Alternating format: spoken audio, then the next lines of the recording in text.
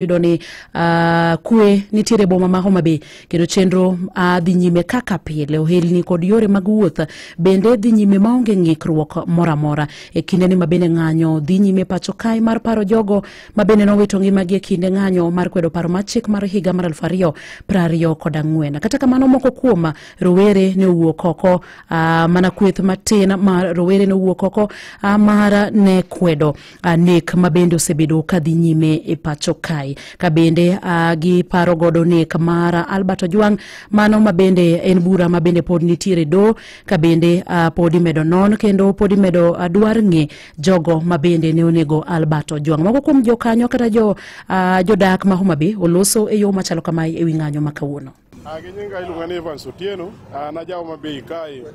Neno odiochieng' mar Gensis mar paro Gensis wetegi mano otho. To kwang'iyo Homa Bay ka waneno ka piny okwe, wan wamon mana gi chunywa. King'iyo oko kata jok mang'anyo go gin jok machalo ni gin jok mapok no ng'anyo, pok giwinjo mit ng'anyo gi ber ng'anyo. Wan waseneno mit ng'anyo gi ber ng'anyo. Koro gi kawuono wambe kaka gin nwawenegi ni gimbe giteme giwinjie kaka en gima lit miwuoro. Wan oseduoko wa chien.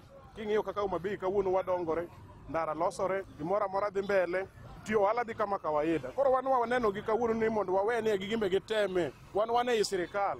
Gima dang' wachak walare maduong' onge. Koro sirikal omed mana losonwa Homa Bay, okanyal wuoyo kuonde mamoko. Ana wuoyo kaka ja Homa Bay. Ginyinga iluonga ni Bruno Ywaya, ajadak Homa Bay kendo wan jakom mar pikipiki Homa Bay town. Wan kaka sani waneno ni onge tiende mondo wang'any nikech wasebedo kwa ng'anyo to gik wang'anyo negi ok konywa nyithindwa matho. Wakwayo ni kamora mora mantiere ng'anyo kamora mora e Kenya mzima kata Homa Bay mondo gi stop, mondo wami sirikal yot mondo titije kaka ginyalo tiyo maber ne jo Kenya.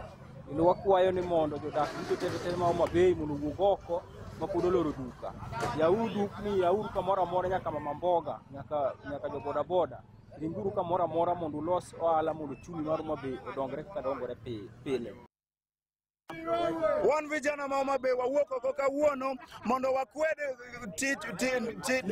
mondo wakwed nek minego go vijana e lwet polis.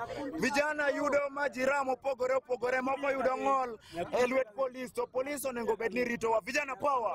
Mar ariyo wadwa kwero wa console ama wariwre gi jowetewa manotho during protest mar finance bill. Jogo ne otho kendo ne giwito ngimagi mondo mi wachop kama wachopeni. Finance bill nobedo rejected koso nokobedo rejected. Lakini sani wan ka nikech gen. Wadwa ni wapargi akina Rex Masai, akina Denzel, may their soul rest in peace. Vijana power.